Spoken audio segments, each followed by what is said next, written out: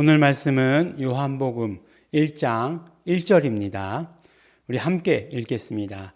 태초에 말씀이 계시니라. 이 말씀이 하나님과 함께 계셨으니 이 말씀은 곧 하나님이시니라. 아멘. 네, 오늘부터는 이제 요한복음의 말씀을 가지고 또 우리가 말씀을 나눕니다. 복음서는 공관복음이라고 하는 마태복음, 마가복음, 누가복음을 공관복음이다. 그러니까 관점이 같다 그런 말이죠. 그래서 synoptics라고 이렇게 얘기합니다. 그래서 그것을 공관복음이라고 얘기하고, 그러면 이 요한복음은 뭐라고 얘기하냐? 제4복음서다라고 이렇게 이야기를 합니다. 그래서 어떤 면으로 이야기하면 공관복음은 이거 나왔던 거 아니야? 나왔던 거 아니야? 나왔던 거 아니야? 라고 이렇게 생각되는데, 요한복음은 굉장히 독특한 것들, 독특한 이야기들이 많이 있습니다. 요한은 어떤 면으로 이야기하면 굉장히 유대인이죠. 유대인적인 아주 뭐 뼛속부터 태어날 때부터 유대인으로 태어났으니까 유대인에 대해서 잘 알고, 유대인의 관습에 대해서 잘 알고, 유대인들이 아는 것에 대해서 굉장히 잘 압니다. 우리가 또 요한에 대해서 잘 아는 사실은 뭐냐면 요한은 아주 오래 살았다라고 하는 거죠. 그래서 제자들 중에서는 적어도 제일 오래 살았다. 근데 너무나 공교롭게도 제일 먼저 죽은 사람은 형제예요. 야고보. 야고보가 제일 먼저 죽고 제자들 중에서 제일 먼저 순교했다고 나오죠. 그 다음에 이제 순교하지 않고 목숨을 다 산 사람은 요한이에요. 근데 요한의 무덤이 어디 있는지 아십니까, 여러분? 예. 요한의 무덤이 에베소에 있다고 그래요. 예. 제가 이제 보지는 못하고 이제 봤으니까 이제 보지는 못하고 봤다. 예. 직접 가서 보지는 못하고 이제 책으로 봤으니까 이제 이렇게 얘기하는데, 그러니까 에베소는 보면 사도 바울도 거기서 오랫동안 그 사역했잖아요. 그래서 사도 바울이 사역하고 나서 사도 바울은 일찍 순교하죠. 순교하고 나서 그 다음에 이제 에베소에서 계속해서 사역했던 사람은 요한이에요. 요한이고, 그 다음에 이제 반모섬으로 이제 유배를 가는 거죠. 예, 그런 삶을 가지고 있습니다. 우리가 다 아는 그런 사실이죠. 그래서 요한복음을 이해하기 위해서는 요한의 독특한 그런 세계를 이해를 해야 되는데, 요한이 계시록에서뿐만 아니라 또 요한 서신서들이 있죠. 또 그리고 요한 복음서가 있잖아요. 그곳에서 이야기하고 있는 말들, 단어들의 그런 어떤 독특한 뜻을 우리가 잘 알아야 합니다. 오늘 제일 처음부터 나오는 로고스라고 하는 말, 로고스라고 하는 말은 이제 더 이상 헬라어가 아닌 것 같은 그런 느낌이 들어요. 뭐 로고스라고 이름 붙이는 그런 뭐 이제 그 상점들도 많이 봤어요. 예, 회사들도 많이 봤고, 그 다음에 뭐 그 빛과 어두움, 뭐 그 다음에 영광, 이런 말들이요, 이런 단어들, 또 더불어서 또 뭐 세상이라고 이야기하는 코스모스라고 하는 그 세상, 그런 것들이 굉장히 독특합니다. 그래서 그런 것들을 이해하기 위해서 요한의 어떤 신학을 이해해야 되는 거죠. 그러니까 어떤 면으로 이야기하면 복음서 중에 가장 신학화된 책은 요한복음이다라고 이렇게 얘기할 수 있어요. 그러니까 막 그냥 우리가 이제 이름 신학 관점에서 봤을 때 누가복음, 사도행전, 특히 사도행전은 아마 그냥 그 이름이 그냥 사용되는 곳이니까 굉장히 막 그냥 뭐라고 얘기할까, 역동적으로 막 움직이는 그런 곳이라고 한다면, 요한복음에 있어서는 움직이지 않는다는 것이 아니라 그것을 잘 이것이 이것이다라고 잘 정리해 놓은 그런 책과 같다. 그러니까 어떤 면으로 이야기하면 굉장히 영적인 깊이를 가지고 있는 신학책이라고 이렇게 얘기할 수 있습니다. 그래서 뭐 예전에는 그런 말도 들어봤었어요. 성경을 읽을 때 요한복음부터 읽어야 돼, 이런 얘기 심심찮게 들었거든요. 근데 저는 반대합니다. 예. 요한복음부터 읽는다고 해서 복음서를 온전히 다, 물론 뭐 성령님으로 깨닫게 해주셔야 되는 거죠. 그리고 뭐 그 성경의 모든 것을 압축해서 엑기스로 만들어서 한 구절을 뽑은다면 요한복음 3장 16절을 뽑잖아요. 누구나 다. 예. 그래서 그렇기는 하지만, 그렇다고 해서 이게 이해하기 쉽거나 금방 알아들을 수 있는 그런 책은 아니다라고 하는 것. 당장 우리가 그 요한복음 1장 1절만 읽어도 이 말씀이 아는 것 같기도 하고 모르는 단어는 없는데 라고 하는 생각이 많이 듭니다. 그리고 1장 1절의 해석에서 완전히 다 갈라지는 거죠. 그 누구죠? 도올이라는 사람. 그 사람이 이제 그 요한복음 주석을 썼어요. 요한복음 주석을 썼습니다. 그래서 요한복음 주석 굉장히 두꺼워요. 막 이렇게 두꺼워요. 그래서 야, 이 사람이 해서 어떻게 썼나 하고 이렇게 한 권을 그래도 한번 사볼까 하고 딱 펼쳐서 1장 1절을 펼치는 순간 그냥 덮고서 그냥 도로 꽂아놓고 나왔습니다. 그만큼 1장 1절에 대한 해석이 굉장히 중요해요. 우리가 제일 처음에 태초에라고 이렇게 말씀을 시작합니다. 태초에라고 이렇게 시작해요.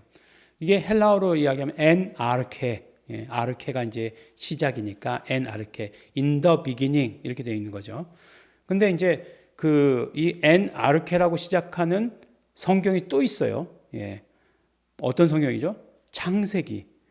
물론 창세기는 히브리어로 적혀져 있으니까 버라시트, 바라 엘로힘 이렇게 되어 있겠지만 그것을 70인역으로 옮긴 것이 헬라어 성경으로 옮긴 것이 70인역이잖아요. 그래서 그 헬라어로 옮긴 것을 그 번역을 보면 엔 아르케로 시작하고 있어요.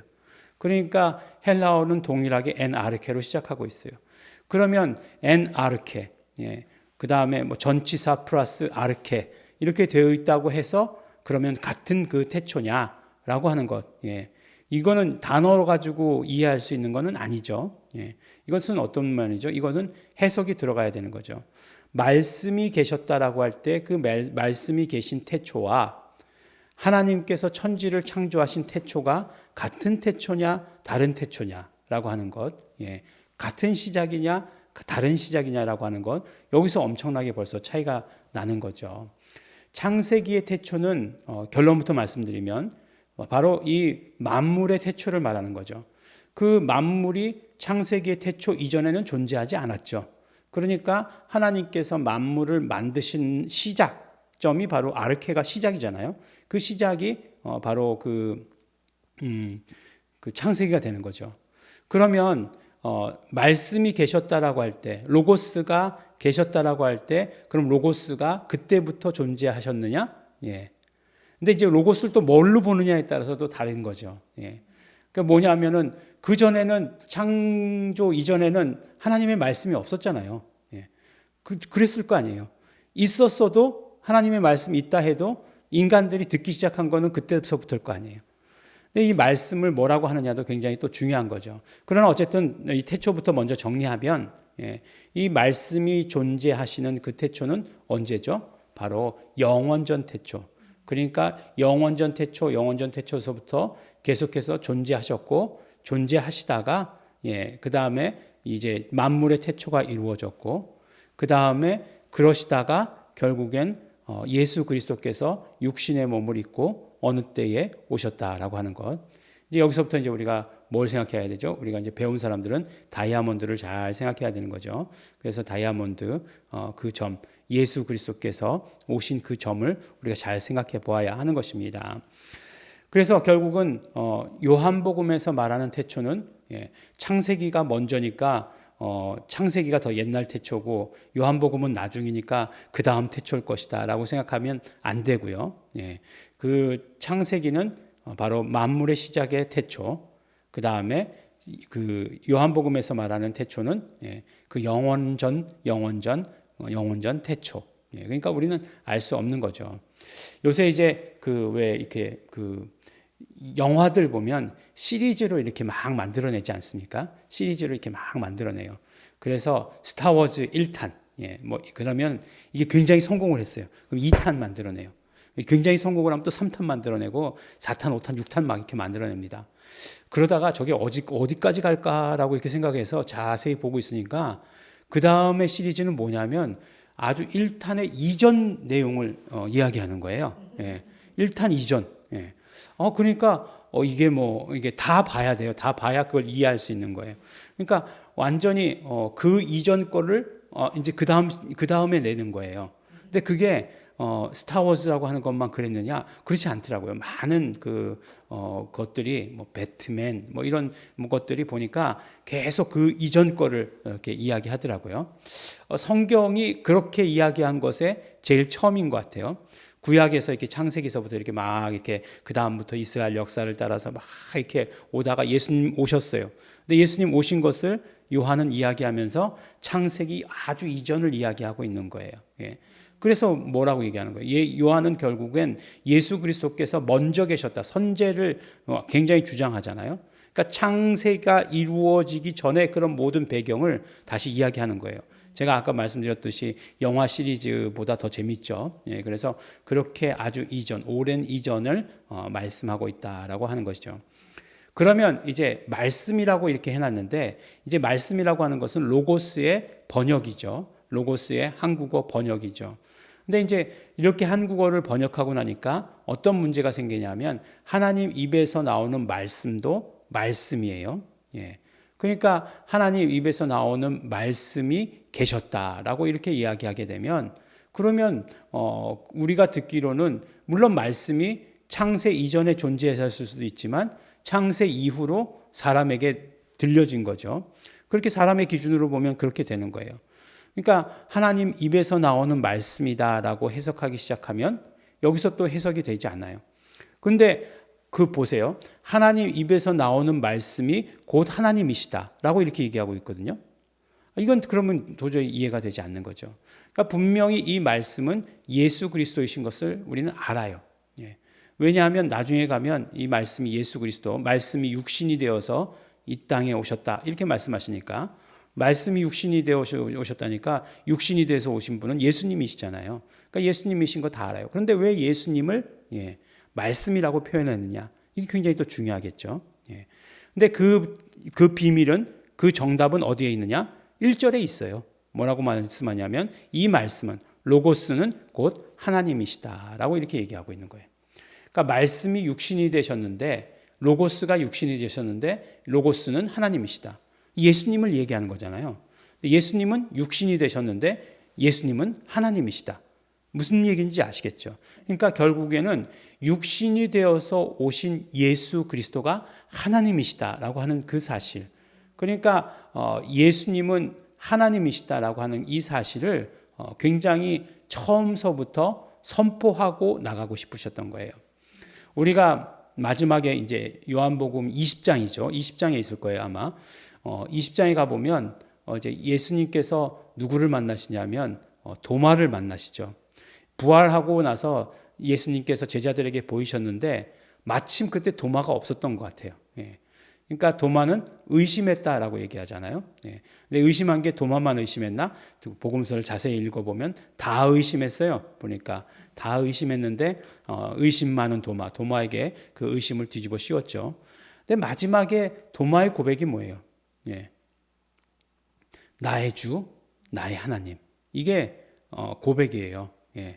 예수님은 나의 주, 예수님은 나의 하나님이십니다. 이렇게 고백하는 거예요. 다른 데 다 보면 하나님이라고 고백하지 않아요. 베드로의 그 엄청난 고백도 당신은 그리스도시요 살아계신 하나님의 아들이십니다라고 고백하지, 당신이 하나님이십니다 이렇게 고백하진 않아요. 그게 하나님의 아들이면 하나님이지 라고 이렇게 우리가 생각하는 거예요. 그건 해석이 들어간 거예요. 그런데 예수님은 하나님이시다 라고 하는 건 더 직접적인 거잖아요. 한번 거쳐가는 것보다 직접 가는 거잖아요. 그러니까 같은 곳에 이른다 할지라도 훨씬 더 파워 있는 거죠. 여러분들 요새 해외여행 가실 때 경유편 타십니까? 직항 타십니까? 경유편이 더 비싸던가요? 가만히 생각해 보면 어디 들렸다 가니까 더 비싸야 될 것 같지만 그렇지 않잖아요. 직항이 더 비싸잖아요. 그 이유를 우리는 다 잘 알고 있어요. 바로 가는 게 훨씬 더 우리에게 있어서 직접적이죠. 근데 예수님께서 바로 하나님이시다라고 하는 것을 뭘로 표현하겠느냐? 아마 요한 굉장히 많이 고민했을 거예요. 기도 많이 했을 거예요.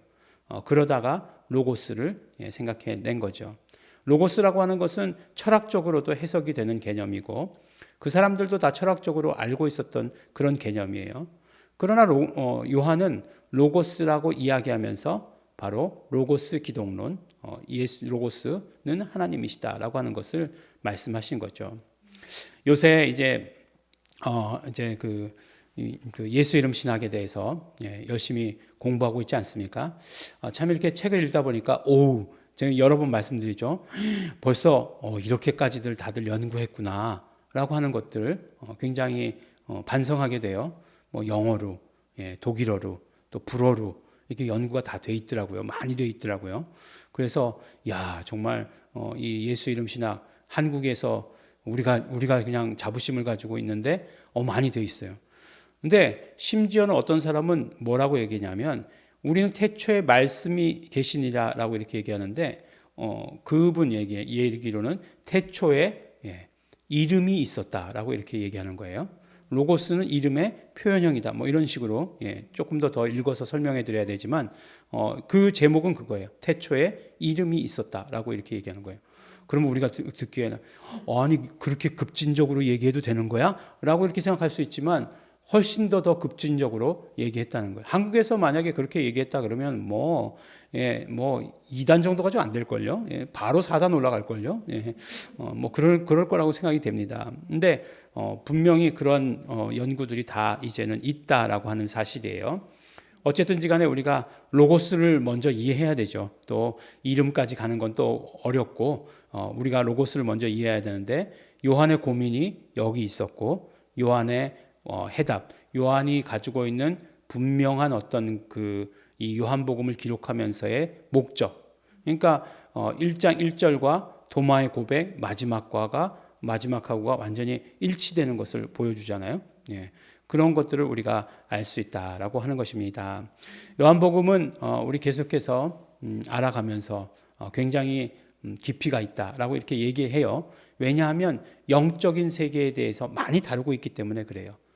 우리가 이제 이 땅의 삶에서 물론 다른 것들도 다 그렇죠. 예수님께서 하신 일들이 자세히 보면 치료하신 일들 뭐 이런 것들을 다 보면 다 영적인 일들이죠. 그런데 요한복음은 특히 더 이런 영적 세계에 대해서 많은 기본을 알고 있어야 요한복음을 이해하기 쉽다라고 하는 것을 우리에게 말씀해 주십니다.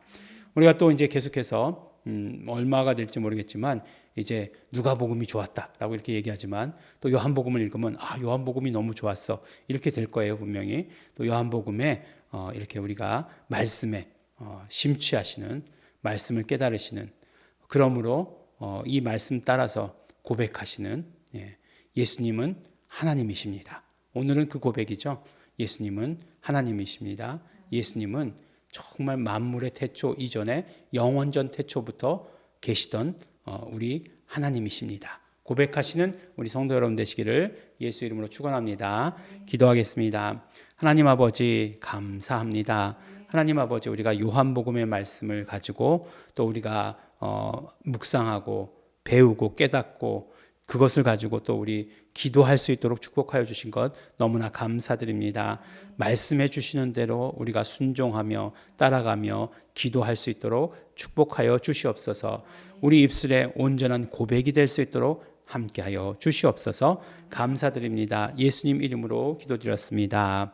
아멘. 그러므로 우리 이 시간에 기도하실 때 우리 요한의 영감으로 요한에게 임하셨던 성령님의 그 깨달음으로 우리도 말씀 깨닫게 되기를 원합니다. 또한 그뿐만 아니라 우리는 알려주셨으니 그대로 고백할 수 있도록 되기를 원합니다.